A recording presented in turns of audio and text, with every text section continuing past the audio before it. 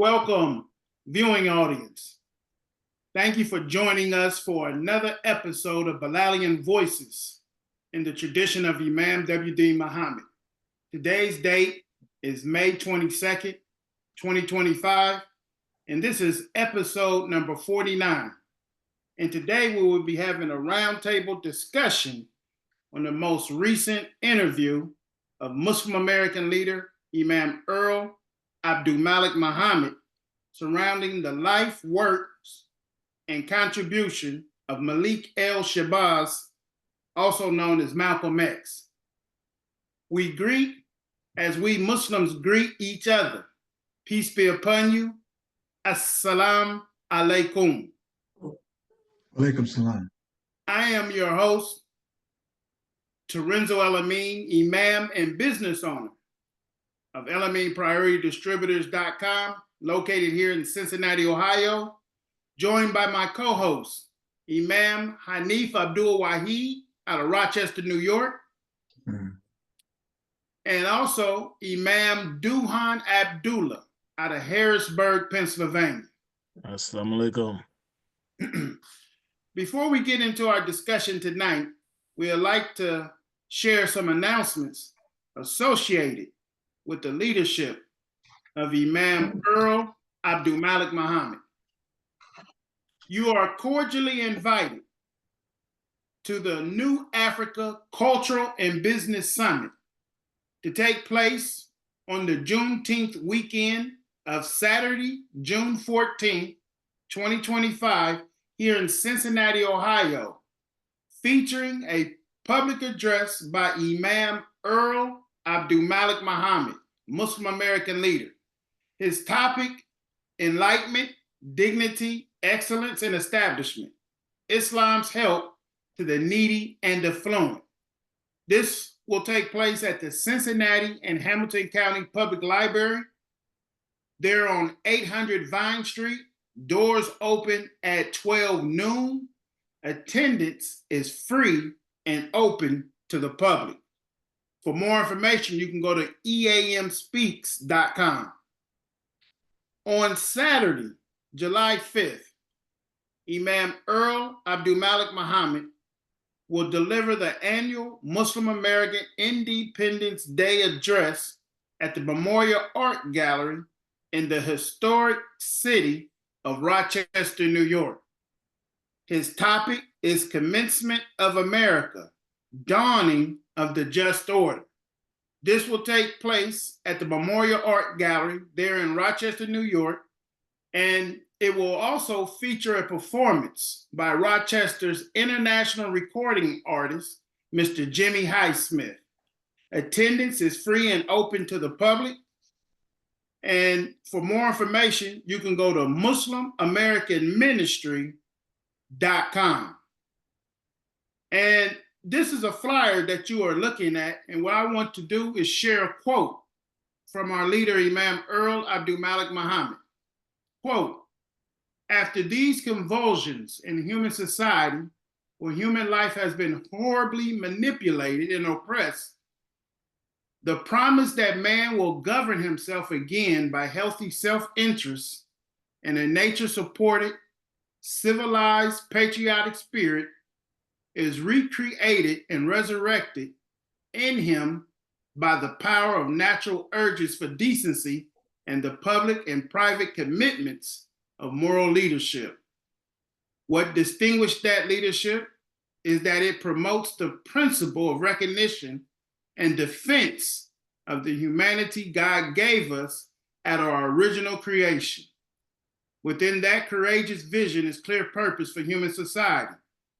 And in this case, America the Beautiful is saved from the tactics and schemes of bullies and extremists and oppressors to destroy it.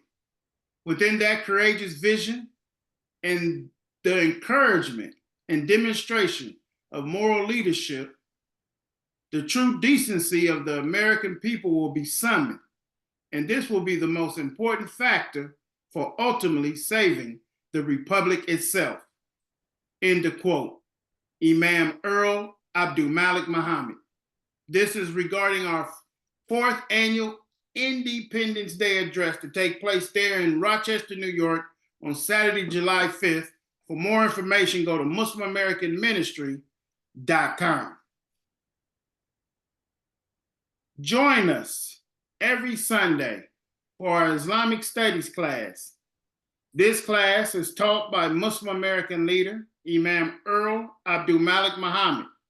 It is free and open to all persons with a sincere and serious disposition towards Islamic education and scriptural sciences, the acquiring and sharing of useful and beneficial knowledge, and respect for the natural learning process and its environment.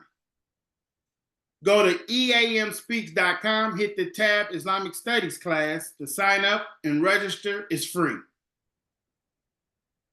And next week, for our 50th episode, we will be speaking with our leader, Imam Earl Abdulmalik Mohammed. And I think it's so appropriate that he will be joining us, God willing, for our 50th episode.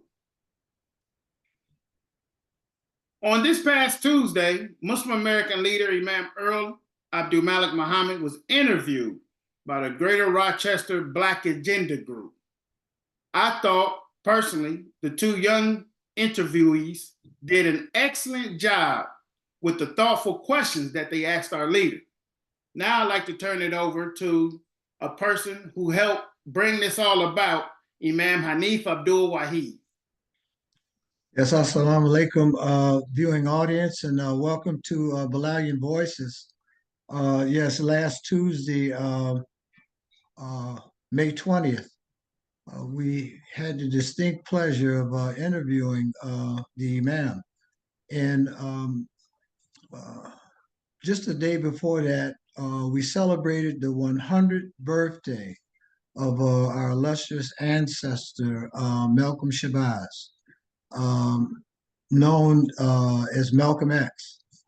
And this was a significant milestone birthday that led to a lot of reflection across the country. And I know in Rochester, he was celebrated that prior weekend. And there have been so many outpourings of this man. We was wondering, at least the curiosity came from a lot of young folks, what would he say today, or what would he look like today in terms of his message? And who better to possibly understand that and give a little insight on that than our leader, Imam Earl Abdulmalik Mohammed. So we graciously invited the Imam, he accepted, and we had two persons that are working with the Greater Rochester Black Agenda Group who did extensive research on this subject, and they wanted to interview the Imam. They were excited because this is a national leader. And they told me beforehand they were a little nervous, but if you seen the interview, it didn't sound as though that they were that, you know. But one of the things that we have to understand, I think, going forward, is that most of the work that we're undertaking now in terms of remaking this world, it's going to fall into the hands of the folks that are following us. And who better to ask the questions of those that are leading in this day and time than our young people. And we're trying to get them to step up to the plate, ask the key questions, and assume a leadership position tomorrow as we continue, to advance our cause. So I don't know. You all tell me, Imam Terenzo, what was your impressions of the interview? I was struck by the thoughtfulness of the questions coming from the two young persons that was asking the questions. I thought they asked some very thoughtful questions, especially as a follow-up. One of the clips we're going to play is one of the follow-ups to an answer that Imam gave in regards to Malcolm, where the young woman asked that, what do you think contributes to many of the people missing what you had just addressed? And Imam said some things within that answer that I think that we should give close attention to. Well, let me give you the name. Before you play that clip, let me give you the name. The person asking this question is Takia Butler. She's a well-refined individual with a great business mind. She does consulting in terms of doing analytical systems. And we also have with us Maddie Funches, who is a student right now. Both of them exciting. When we were doing the prep work for this right here, I said, boy, you all have some very interesting questions here. So yeah, play the clip.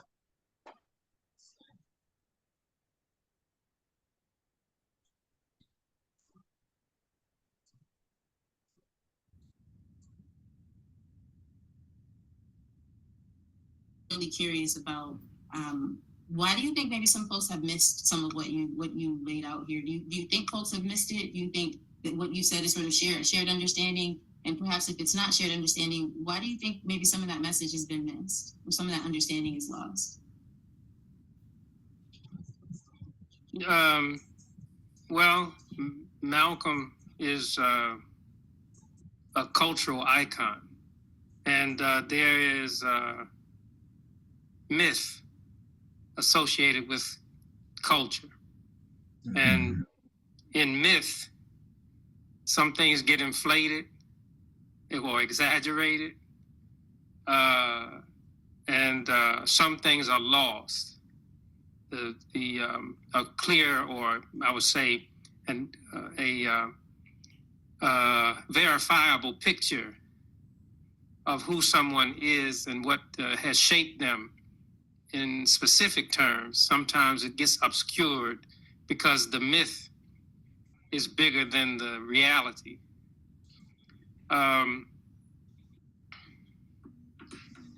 When we think of Malcolm, I think we see strong Black manhood.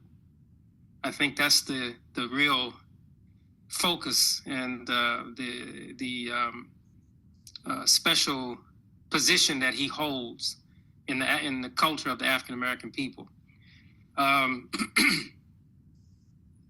But what is obscured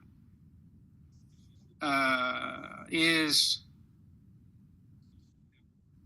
I believe, that if we had more years to have experienced a relationship with Malcolm as a people, that we would have seen a person who was devoted very seriously to obedience to God as it is presented in Islam.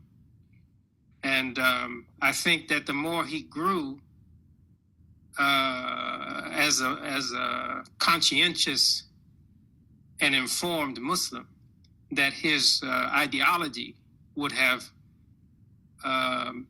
borne the influence of Islam. And much of what he's known for, if he had lived more years, and we could observe those years, much of what he was known for may have softened, and we would be seeing a different character, different picture of the man. There was strong indications of that.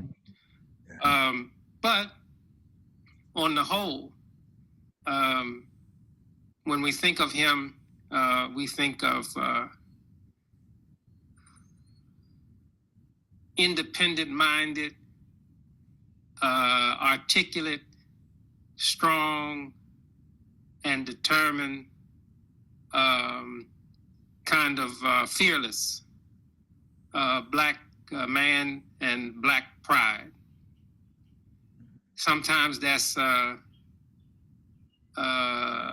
good thing, sometimes it's not, because you can become intoxicated in that pride. And Malcolm wasn't a drinker.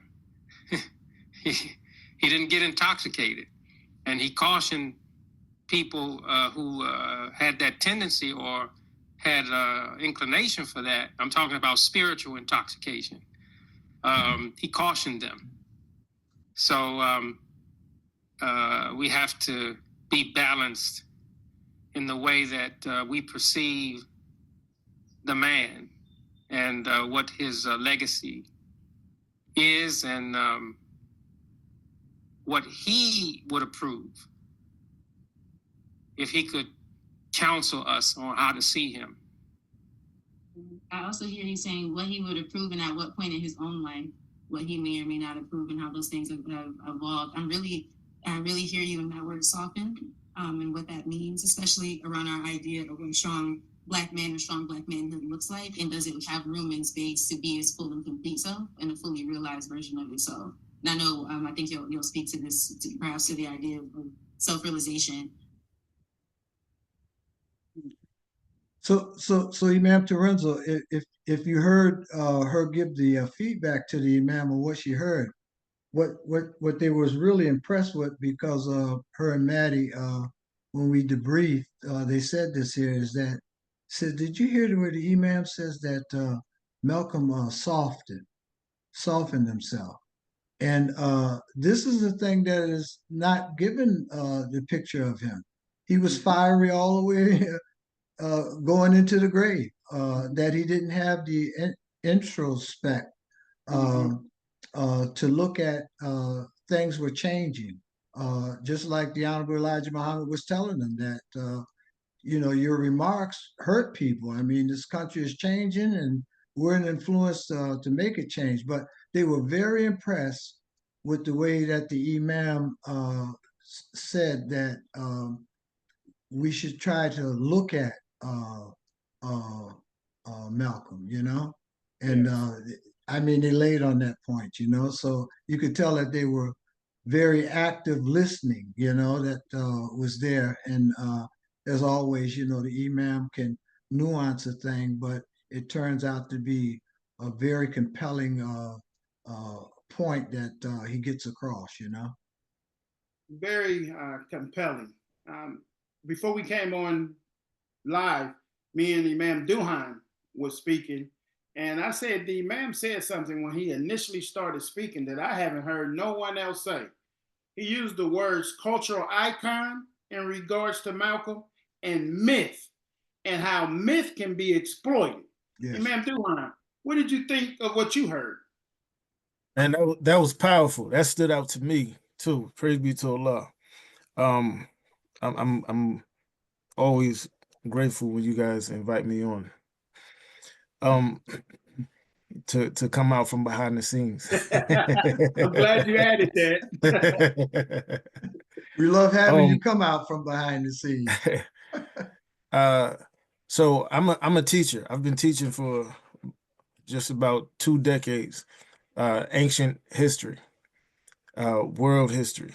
And I'm thinking of a civilization that at one point went into a dark ages, and all of their folklore, all of their stories, all of their history was carried through by way of oral traditions, just by word of mouth. And then when they finally came out of that dark ages and were introduced to literacy in their expressions again, and they started writing down their history and their values and everything. What had started out as history got expanded into these fantastic tales that carried down through time as, myths that everybody's familiar with across the planet. So he piqued my attention when he said that, because I had never heard that applied to Malcolm. And when I hear it, it's one of those situations where even though I've never heard that applied in this context, in this situation, as soon as I hear it, it registers as truth to me. It's absolutely true. I can see it very clearly So that was very powerful. Also, I was very impressed by the sisters that interviewed him as well. Very impressed by them. I could tell just by their language, how they put their words together, how they reflected back what they were hearing, that they were sophisticated in their just in their communication styles. Very sharp intellects, very very precise and direct and focused in what they were aiming for and what they were trying to get. And I think they gave the Imam a platform. They gave him an alley-oop for all of the right answers that we needed to hear in that moment. Powerful interview. Praise you to Allah. You know, Imam Wahid said something, their discussion after the interview, and they harped on the word softy. And when the Imam said that, I'm thinking, because that's real thoughtful contemplation. Because he said it was signs and hints of Malcolm softening before he passed. And what he said about what's obscured is his obedience to God according to Islam, that he would have matured more according to the teachings of Islam and his obedience to those teachings and to that God of those teachings. So I when I heard that, I said, who's speaking like this? That's very thoughtful, because the part of the discussion was, what would Malcolm be doing today? That was part of this discussion, to look at this resource that's attached to Imam W.D. Muhammad. And another thing I want to bring out before I turn it over to Imam Hanif, something else that impressed me. She mentioned it to let you know she did her research. She mentioned the letter of Malcolm X to Wallace D. Muhammad. Most people ain't even aware of this letter. Right. And she pointed out where Malcolm essentially said, you were correct in what you was telling me some time ago. And I had to go through this experience to see it for myself. The respect that he was given to the son of the Honorable Elijah Muhammad, even during those circumstances in that time. So I thought that was very impressive. They did the research. They did the research, Imam, and the point that you keep making, and if it ever winds up that we have to put it in a time capsule, which it will be there, is who's speaking like this here. They said, we haven't heard anybody talk like this. So they've come to the same conclusion that you come to with that. Says, we haven't heard anybody talk like this here. And I told the Imam, I said, and I've said this to him all along, and I've said it to you all also too. There's no leadership right now currently for African American people. The table has been cleared off, and it's our job to set the table now and to offer that. And so, I'll say it and be very clear and candid. These young people are not Muslims at all. They're not of the Islamic faith, but they're within the ability of, in their human nature, they're Muslim. And you can tell just by the way that their curiosity gets them, So they're still excited about that. We had a meeting today about next week's show, what that is going to look like.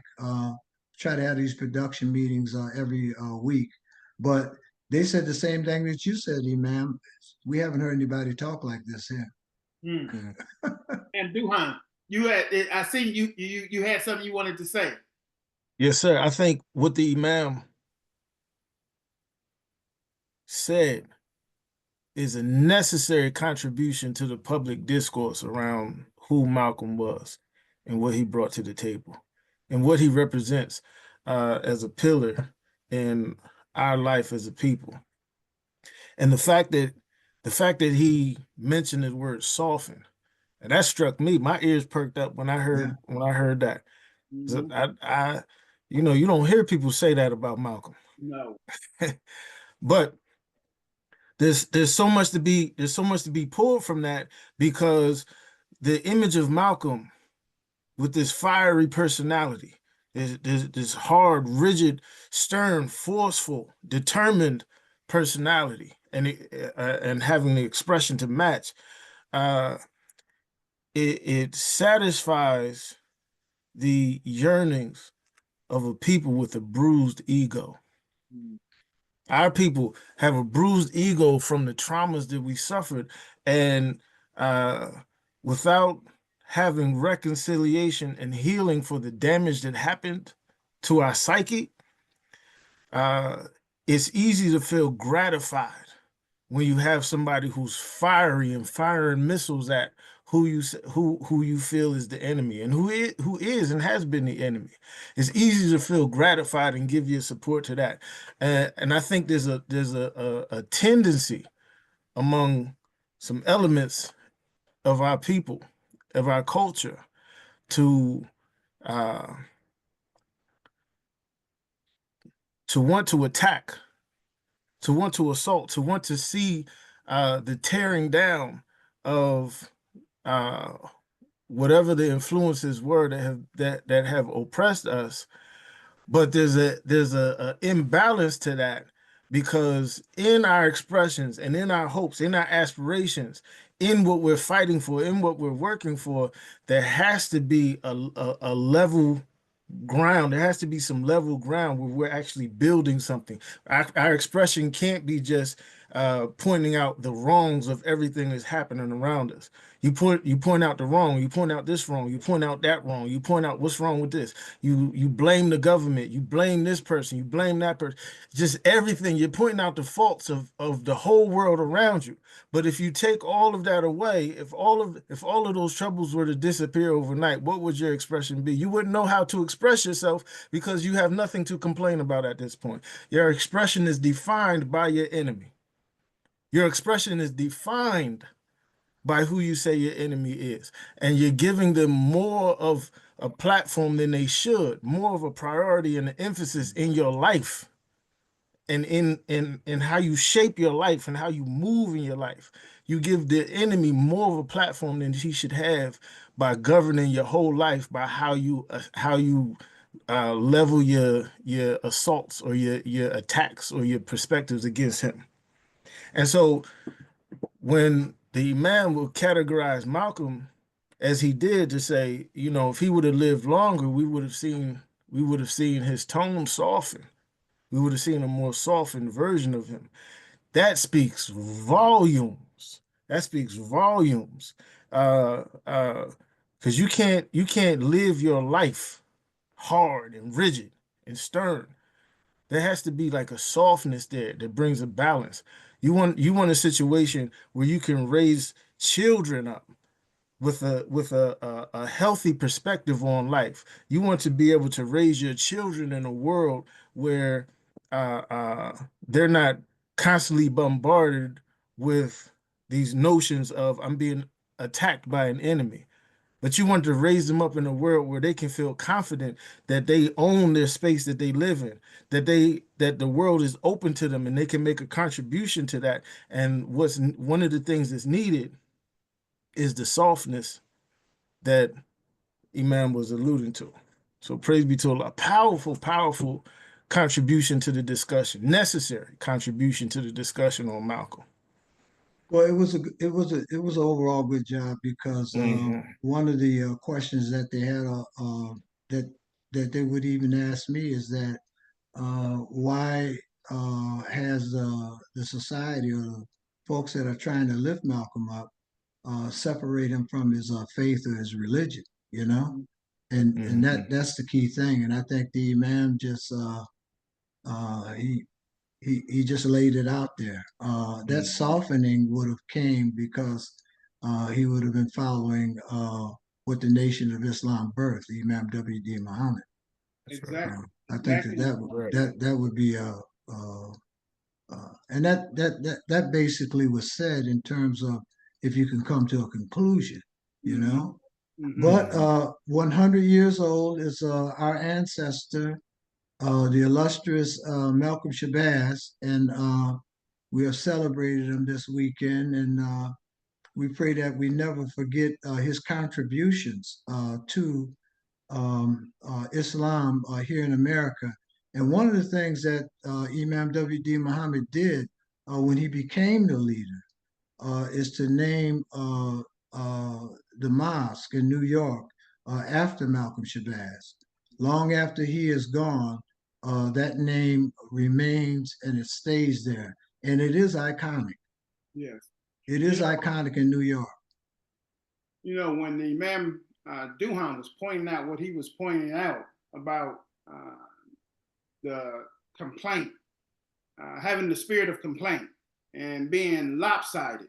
You know, when the Imam was speaking, he said this in that clip. He says, we have to be balanced on how we perceive the man. And he talked about also the intoxication of pride. Right. Now, Imam Duhan, when you were speaking, it took my mind back to when a popular imam in the community of Imam W.D. Muhammad tried to critique the successor to Imam W.D. Muhammad when he gave an understanding on Cincinnati that was somewhat different than what he thought he heard from Imam W.D. Muhammad. But Imam Earl Abdulmalik Mohammed said Cincinnati is addressing, in the word Cincinnati, it's addressing the two sins. The sin without, meaning the complaint, the white man. You did a legitimate complaint to a certain extent. But Malcolm would have also been sharing with the public of America, and particularly the black man and woman, the complaint within. You got to address within. You got to address your own circumstances. You have to do something for yourself. Stop looking to the white man to lift your life up, prop your life up. Malcolm would have turned off a lot of these people. These people in painted Malcolm is like how they do Dr. Martin Luther King. They watered him down. And that's what I'm saying. When you take his teacher out of the equation, you watering Malcolm down. Because Malcolm was at his best representing the Honorable Elijah Muhammad in his message. That's what formed Malcolm to become Malik El Shabazz. If you take that out the equation, you being disingenuous. And that's what the leader was pointing to. We have a perspective on this. And in my estimation, we have the most legitimate perspective. Because we with the son of the Honorable Elijah Muhammad, who made, he reconciled Malcolm for us. Because Malcolm was seen as a traitor. Malcolm was seen as a lot of negative things. And as Imam Hanif Abdul Wahid just pointed out, the Imam lifted Malcolm back up to where he should be by that institution named there in New York City, in Harlem, New York. Yes. That's right. Yes. That's right. I want to go to the chat just for a minute here. Our beloved sister here, Sister Farida Brown, she said, wow, that's an insightful statement, Imam Duhan. Our people have allowed their expression to be defined by the enemy. Yeah, that was deep, brother. Yes. And that's why there had to be a softening. Yeah. Absolutely. Yeah. Praises be to Allah. Praise be to Allah. Yeah. We have another clip that we would like to bring up in the context of our inaugural event that take place here in Cincinnati, Ohio, the New Africa Cultural and Business Summit. Imam W.D. Muhammad in this clip is speaking at the Islamic Convention in 1997 in Meadowlands, New Jersey. He's speaking on the concept of New Africa. We'd like to listen to this clip and then speak on it on the other side.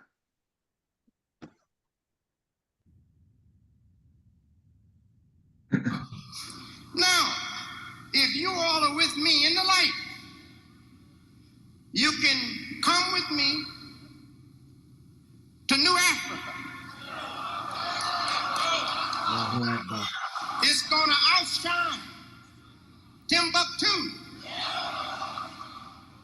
It's going to outshine Mali, Songhai. is going to be the brightest light coming up from black coals that you've ever seen in the history of man.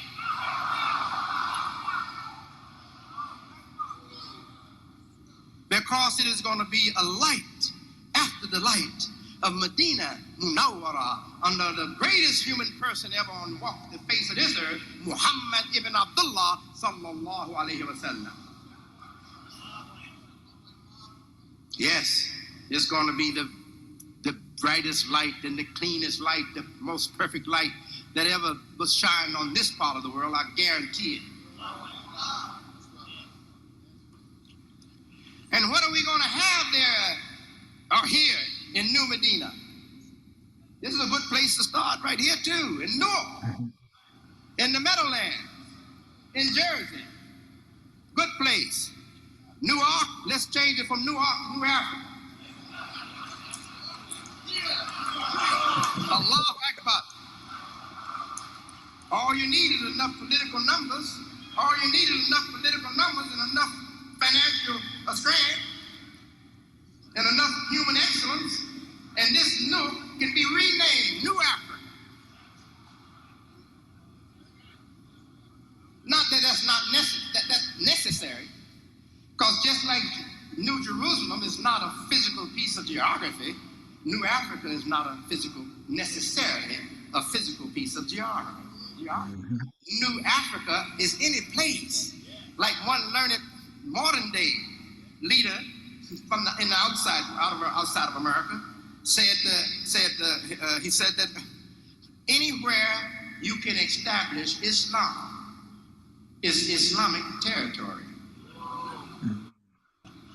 So anywhere we can establish New Africa, this vision we have of New Africa in America, it will be New Africa territory. And it will be Islamic territory. Because New Africa for us is a new chance to establish Al-Islam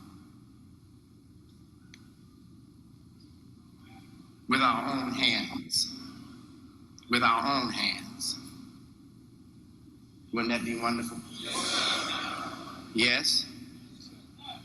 We must establish our community life with our own hands. Not somebody else's hands. Our own hands. And Allah is with us to do it. I guarantee that. Allah is with us to do it. Allah is with me to do what I've done. Allah is with me now. And that's enough evidence for me that Allah is going to be with me later. And we are going to be very successful. Very successful. It's something missing in our soul. The soul of a community man. And once our brothers from overseas come and live here with us in America, they're going to have the same hunger come into their soul if it's not there already.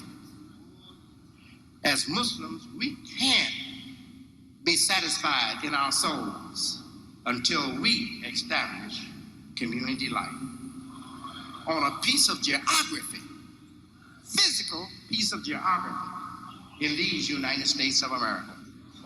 So I'm not speaking only to you, I'm speaking to our Pakistani brothers, I'm speaking to our Indian brothers, I'm speaking to our African brothers, I'm speaking to our Arab brothers, I'm speaking to our Iranian brothers, I'm speaking to all Muslims in America. This is the direction that Imam Deputy Muhammad suggests for you. You cannot fulfill your religious life in America until you have a piece of geography, a physical piece of land, and your own mosque and your school and your hospital, your clinics, your businesses, your bank. The neighborhood must be managed by you. And you must call the time for adhan on your jobs. You must regulate the industry to accommodate our spiritual life. No one else can do it for us. God, when he prescribed for us Islam, he put us in a position where we cannot satisfy the need of our souls until we satisfy the obligation that he gave to us from the hand of Muhammad the Prophet sallallahu alaihi wasallam. the obligation to establish the Ummah of Islam on a physical piece of this earth. It doesn't mean that we have to challenge the government or do away with the government or go to war with anybody. No, we're going to peace. We're going to P-E-A-C-E. We're going to peace with the establishment. But we are going to insist upon having the freedom to build a model community so that the establishment will have the opportunity to look at what an Islamic community really should be and really is, and decide whether it want to continue with life as it has it, or whether it want to adopt Islamic life for itself. This world won't have a choice until we present the excellent societal life that God has revealed in the Quran for us and in Muhammad's example.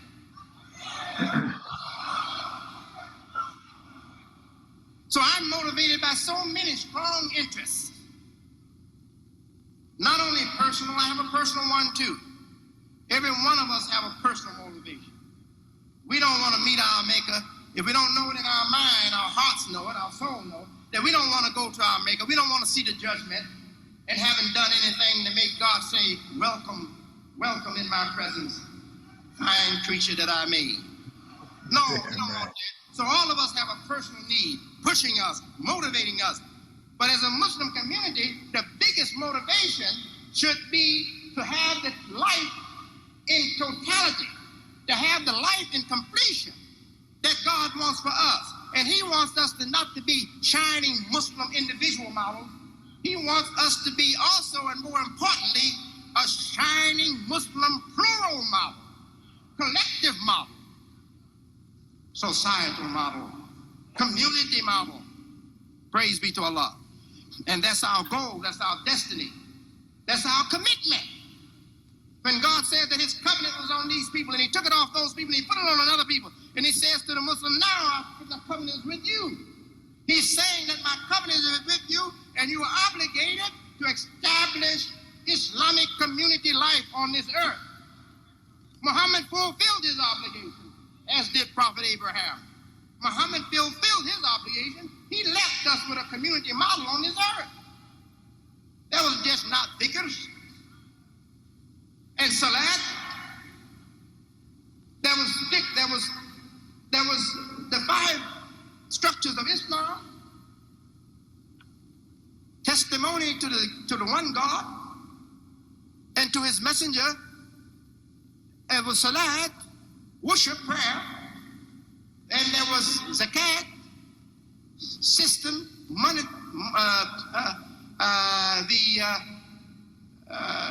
economic system. The blueprint for the economic system of Muslim society, zakat.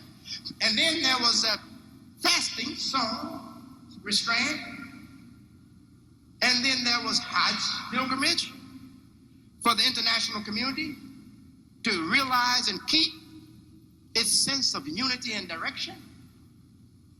But there was also private enterprise. There was private enterprise, economic system, political system, healthcare, etc. Education, science, industry. Given the time that this occurred, all of that was existing and really in a more impressive model than to be found anywhere on earth. That's what was established under Muhammad the Prophet. Think about that. So we want to have the opportunity to do the same. I do believe the reason why some of these Muslim nations that have almost 100%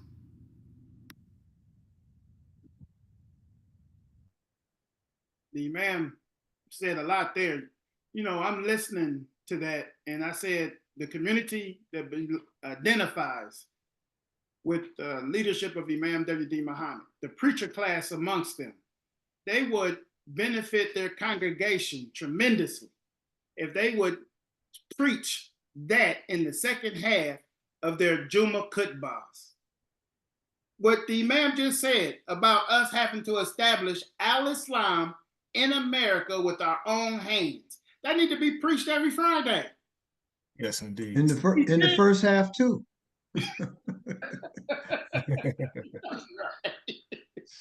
Yeah, that need to be the spirit, the emphasis every Friday. Yes. You don't have a legitimate whole life as a Muslim if you don't have a piece of geography with the religion established upon it. Mm-hmm. Industry, businesses, restaurants, homes. That's how we should be thinking. That's Yes, the indeed. religion. Mm-hmm. Imam Duhan? You know, in the history of Islam on earth, we had a time that was recognized in hindsight as the golden age of Islam. In the golden age of Islam is the first time where you have a diverse, multinational, multi-ethnic, intercontinental empire.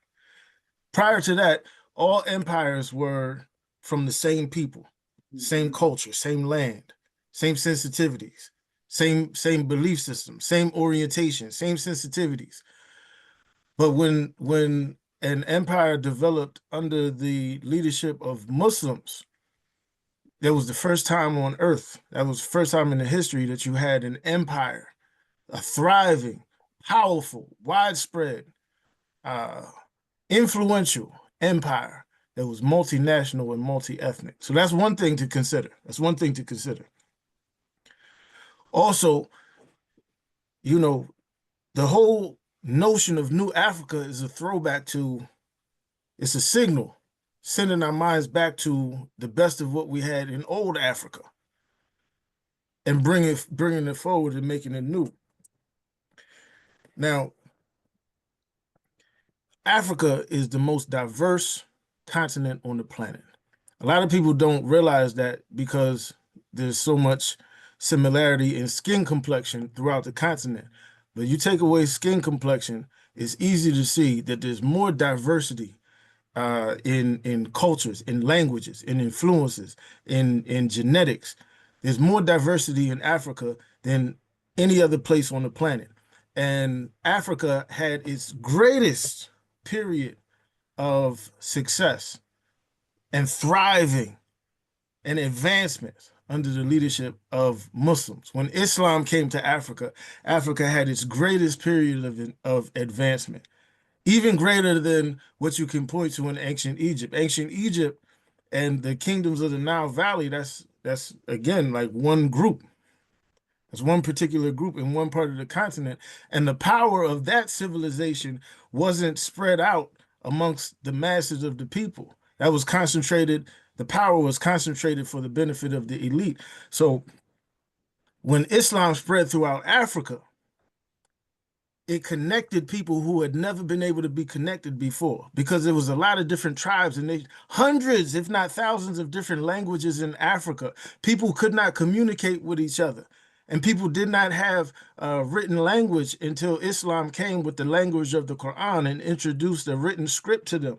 And the sensitivities of Islam, the language of the Quran, and the social bonds of brotherhood between Muslims is spread out across Africa, and it tied people in the continent together in a way that had never been done before. And it opened up pathways for progress. It opened up pathways for trade and development. And you have the story of the richest person in human history, Mansa Musa, who, when he made his Hajj, his trip, his pilgrimage to Mecca, and he stopped by Egypt, he gave away so much gold in Egypt that he collapsed the economy for 10 years. Took him 10 years to recover from that.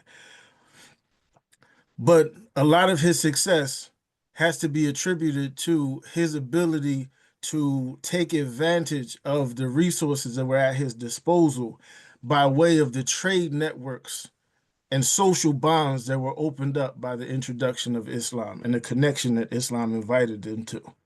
So powerful, powerful situation that we can look back on. And there's a lot that we can look back and critique as well. But knowing the history and knowing the advancements, knowing what El Islam did to the people in the African continent, and having that as a reference point when we look at our lives now and want to establish and restore the dignity that was stripped from us in this land, wanting to edify our lives and build our life in the best way, we have that as a reference point, and we have the guidance of Muhammad the Prophet, clear as it was given to us by the son of the Honorable Elijah Muhammad, Imam W.D. Muhammad, and as it is preserved by the successor to Imam W.D. Muhammad. So we have everything that we need. We have the sensitivity, we have the leadership, we have the clarity, we have the hindsight, we have the foresight, we have everything that we need. It's just a matter of time before all of this blossoms into the beautiful, beautiful expression that is New Africa on this geography here. Let me ask you this, Imam Duhan. So when Imam Muhammad starts this clip out and he says, New Africa is going to outshine Timbuktu, is going to outshine Mali, Songhai, end the quote. That's no exaggeration. Based upon what you just said. No exaggeration at all. And it's significant that Timbuktu, the West African kingdoms, the West African nations that were thriving, made a lot of their wealth by virtue of the natural resources that was available in the earth, the gold, the salt, etc. But Timbuktu was a unique situation because Timbuktu, in spite of what everybody else around them was making money on, Timbuktu was making most of its money and wealth on the trade of books. It was a center for learning that was recognized across the planet. People came from all over to study at Timbuktu.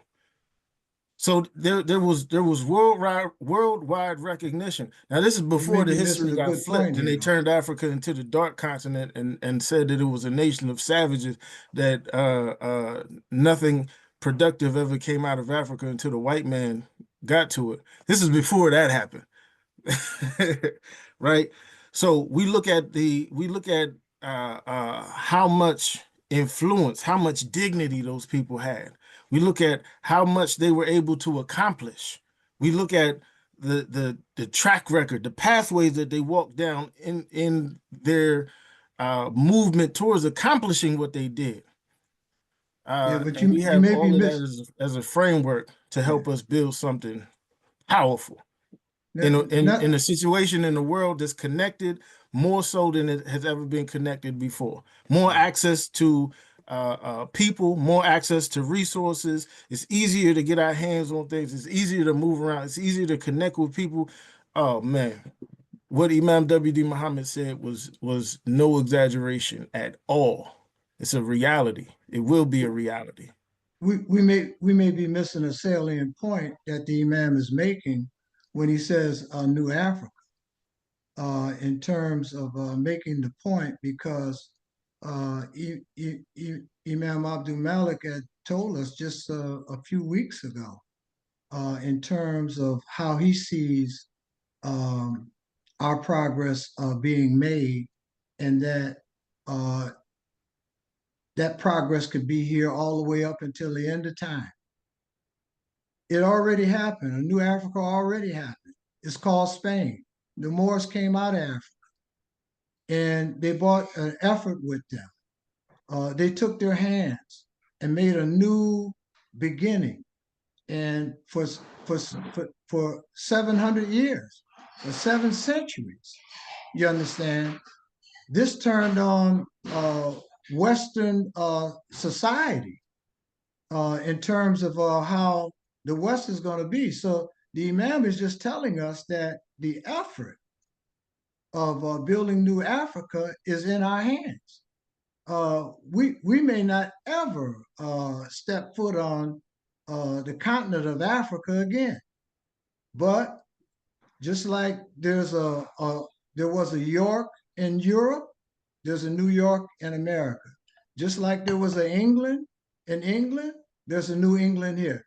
Just like that there was an ark, there's a new ark here.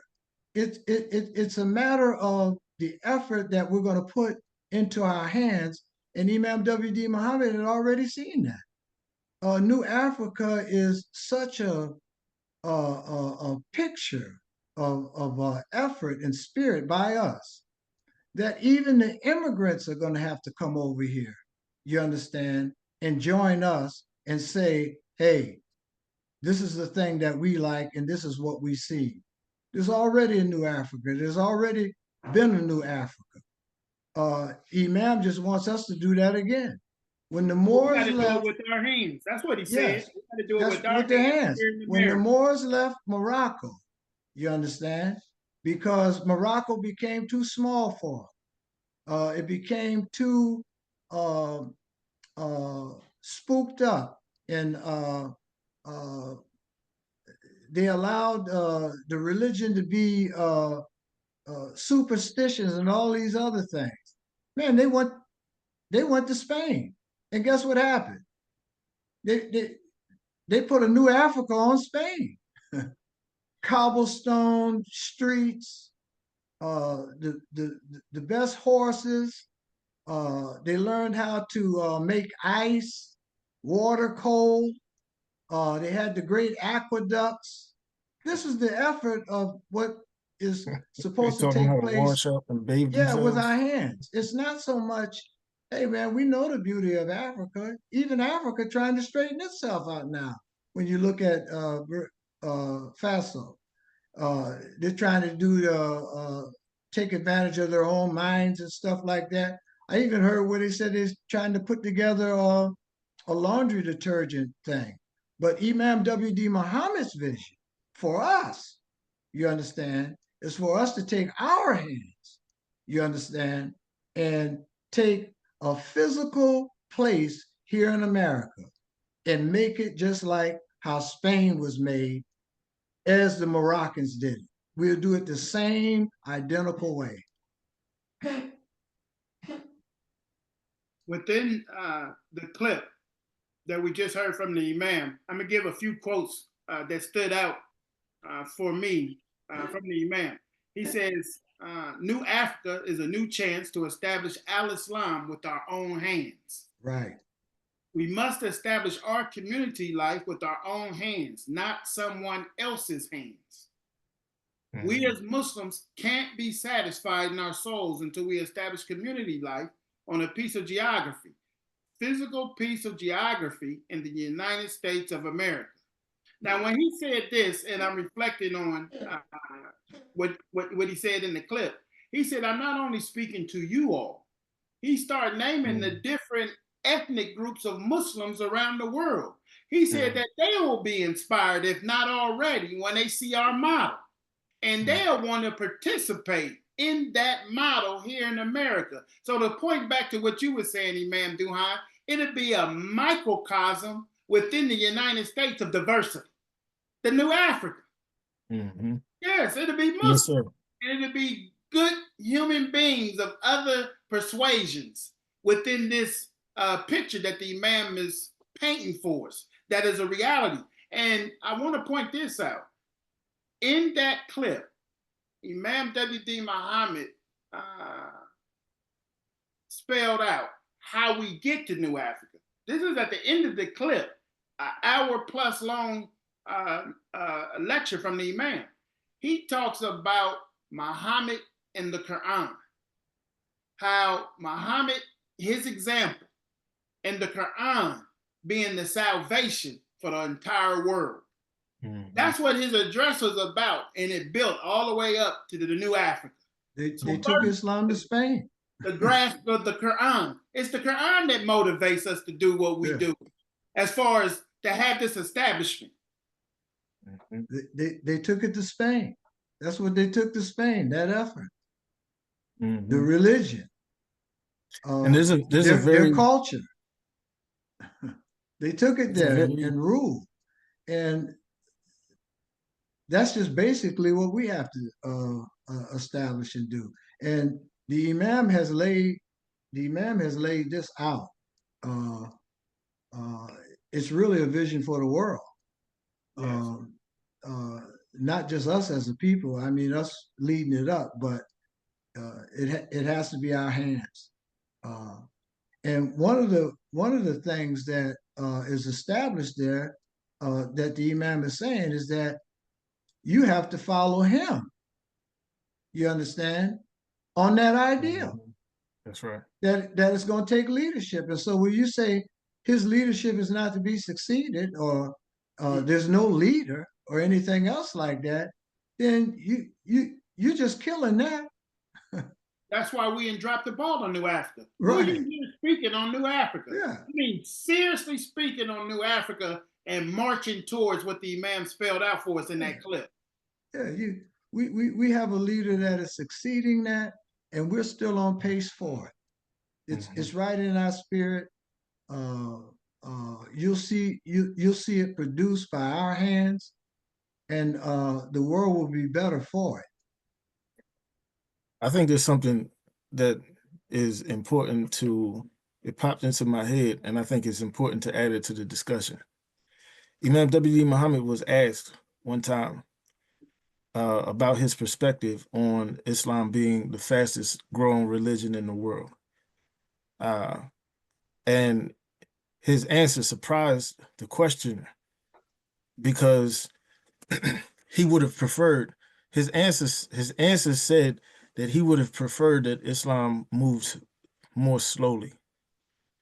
And there's a lot of wisdom in that, because when Islam did spread, when Islam started and it spread very quickly, and many of the people who came into leadership positions had embraced the religion of Islam, but it was new to them. And they still had the sensitivities and the ideas and the habits of their pre-Islamic ways. And in a lot of situations, those pre-Islamic habits and influences were brought into the religion.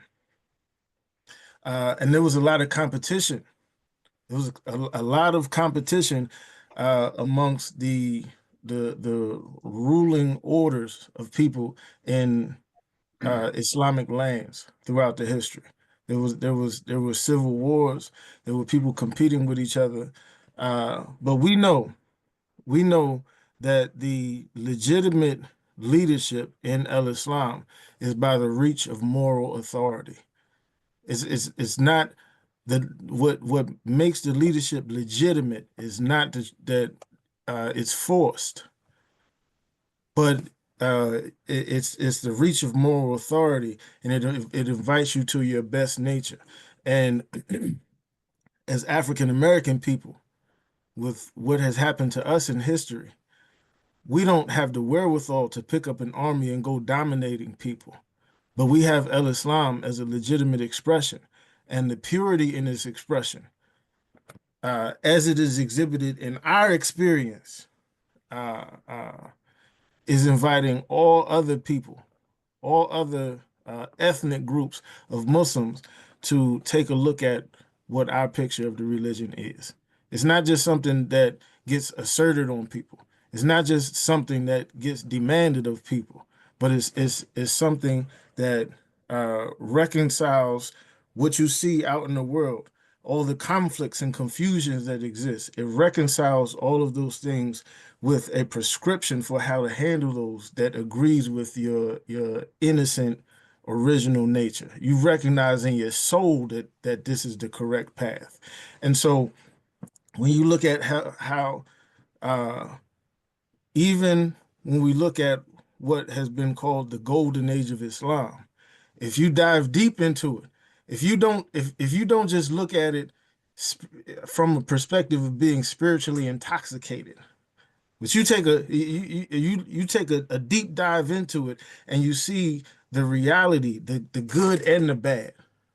There's a lot of room for critique, and all of those areas of critique are things that we can look back on, and we have the opportunity to start new, to start fresh, to bring the expression, to bring what was aimed for by all of those people in history back then, what they were aiming for, what they were reaching for, what the blood was shed for, what the tears were cried for, what the conflicts were sparked for. We have a unique position in America, the most powerful country to ever exist on planet Earth, with reach across the planet, reach in the consciousness and the culture that reaches across the planet. We have the positioning to be able to reflect the purity of Islam without all of the burdens and all of the misrepresentations and all That's of the the purpose of baggage. Imam W.D. Muhammad. It is, and all of that goes into what he pointed us to in the establishment of New Africa. Yeah. We're going to outshine all of that. All of those different people from different areas of the Muslim world had their time to shine. Allah rotates the authority. Right. It's our time. Yes. And we're going to shine. Right. Because I would ask the question, when you look at the continent of Africa, is there anything on that continent that you would follow right now? I'm talking about in terms of leadership, in terms of guidance.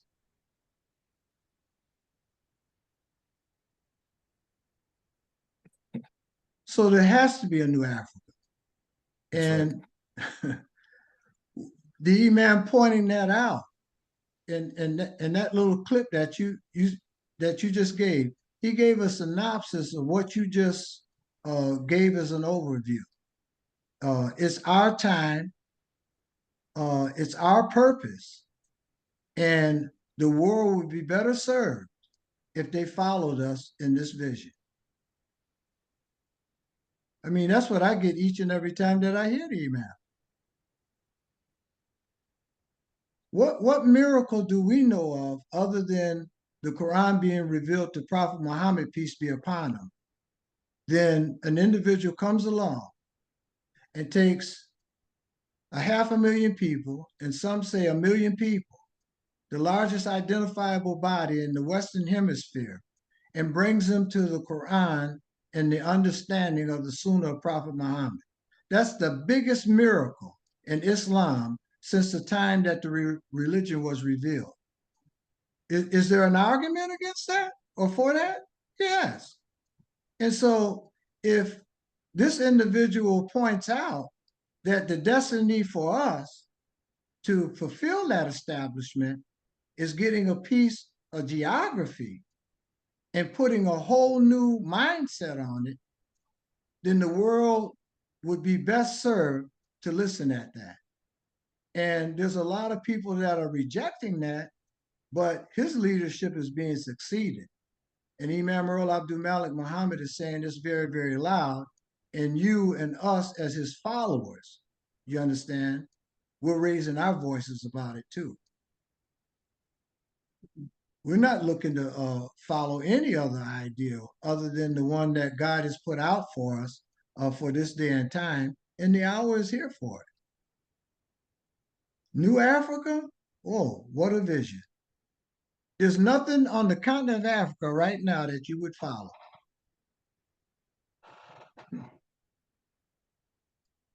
We say praise be to Allah. Thank our co-hosts for their contributions tonight on this subject matter of New Africa in the most current interview with Muslim American leader Imam Earl Abdulmalik Mohammed regarding the life, works, and contribution of Malcolm Shabazz, also known as Malcolm X. Follow us also on YouTube. You can follow us on YouTube at Bilalian Voices in the tradition of Imam W.D. Muhammad. Before we conclude with this episode of Bilalian Voices, we want to remind you, for our 50th episode, we will have Muslim American leader Imam Earl Abdulmalik Mohammed joining us before our inaugural event to take place here in Cincinnati, Ohio on June 14th, 2025, the inaugural New Africa Cultural and Business Summit. Before we conclude, we would like to share again announcements associated with the leadership of Imam Earl Abdulmalik Mohammed. Again, as I mentioned, you are cordially invited to the New Africa Cultural and Business Summit. This is an inaugural event to take place here June 14th, 2025, here in Cincinnati, Ohio, featuring a public address by Imam Earl Abdulmalik Mohammed, Muslim American leader. His topic is enlightenment, dignity, excellence, and establishment, Islam's help to the needy and affluent. It will take place at the Cincinnati and Hamilton County Public Library. Doors open at 12 noon. It's free and open to the public. For more information, you can go to muslimamericanministry.com. On Saturday, July 5th, Imam Earl Abdulmalik Mohammed will deliver the annual Muslim American Independence Day address at the Memorial Art Gallery in the historic city of Rochester, New York. Before the Imam's address, there will be a performance by Rochester's international recording artist, Mr. Jimmy Highsmith. Attendance is free and open to the public. Doors open at 12 p.m. Again, this is at the Memorial Art Gallery. They're at 500 University Avenue in Rochester, New York. For more information, go to muslimamericanministry.com. And every Sunday, join us for our Islamic studies class, taught in the tradition of Muhammad the Prophet with the methodology of Imam W.D. Muhammad, taught and led by his partner and successor, Imam Earl Abdulmalik Mohammed. To register for this class, you can go to eamspeaks.com, hit the tab Islamic Studies class. Registration is free.